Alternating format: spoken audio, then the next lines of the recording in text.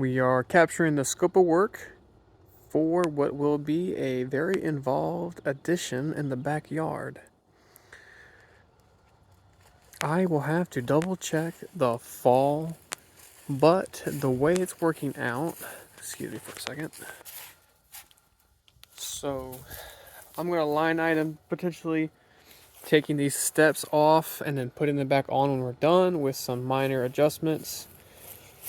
You can see right about to this step, it needs to be terminated and cut, and the new elevation of the concrete will be about 20 inches down from the siding.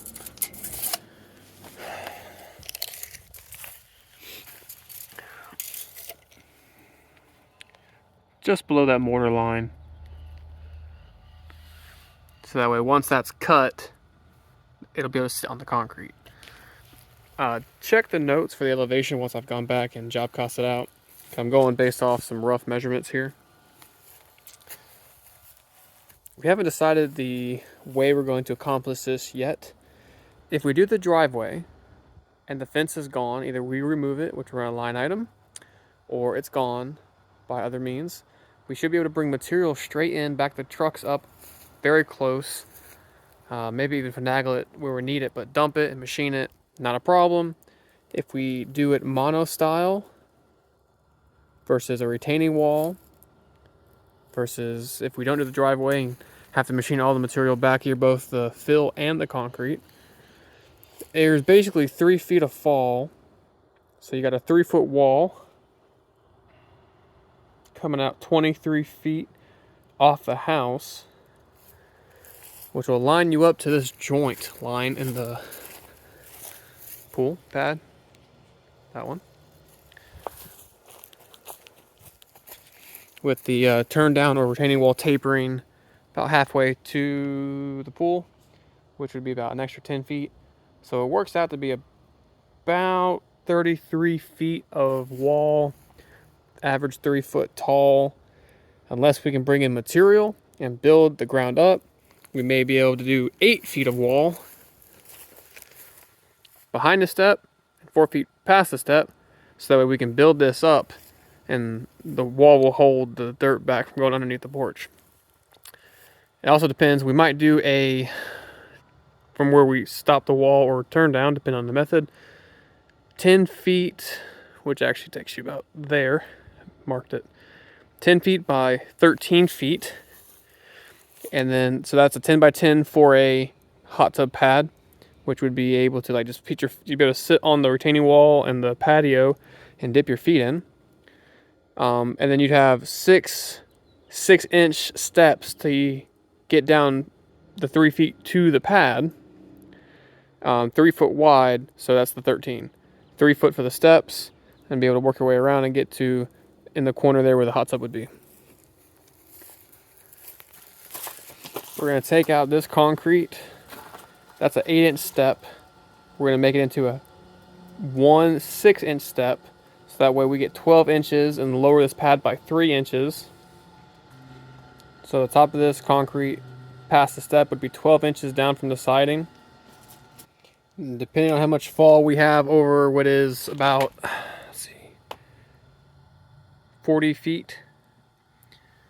Depending on how much fall we put on it, this will end up being about 20 inches off the siding for level.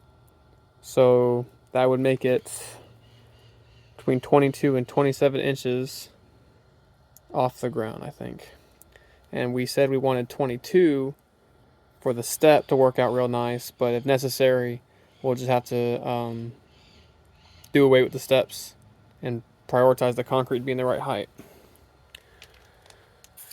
We have 75 feet, 25 here to there, plus another 25 to past the tree, but at the end, before the turn down or wall starts, that way you can get around, of corrugated pipe to put the downspouts to. We're going to concrete everything here that's grass to that joint, like I said, concreting this in. We're going to tear out that sidewalk and that sidewalk. We're also going to box out on the right side of the ADT pipe square it with the AC unit and leave that not concrete. We have a valley here from there, obviously there. So we want to make sure that we basically pitch the water kind of like it is. So about 10 feet off, because again, this fence will be gone. And then make sure from that point, it works its way down over the wall and away from the house. We're gonna do this natural area too. We're gonna line item basically going 5 feet off and then to the wall, to the fence, which will end up pushing this back. The pool has to be gated, so we're gonna coordinate with a fence contractor, and I said I think they should basically install the post between the wall and the pool, and then we can install the concrete and sleeve around the post to prevent cracking and use metal if needed. And then once we're done pouring the concrete, they can install the fence panels in between the posts, and then he can just push that out, or the new one out, past 5 feet, so that way they have a little bit more driveway. And we're also going to quote redoing the driveway, because being able to get the trucks back here and not have to pump the concrete is going to save a ton of money. So we have I'll attach to the work order the sketch up of the design.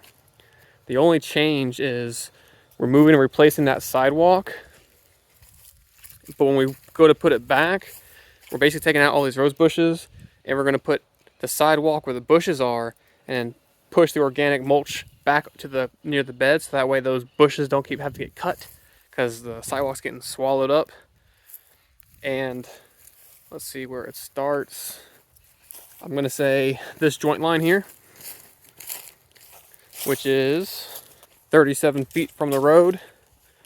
And this area here, we're going to do a flare into it, but we basically want a 30 wide and 20 deep. And that 30 mark gets us to about here, roughly. And then we're going to do, basically it's like an 11 by 12 and a half triangle. We're going to concrete this all in. And so the sidewalk will connect. Let's leave it on the corner like it is, but we'll have it come out and then bend into where the bushes are, because that's where the new concrete will go. So it's basically like a 30 by 20 addition plus a 11 by 12 and a half triangle, and tie the sidewalk into the extension as well.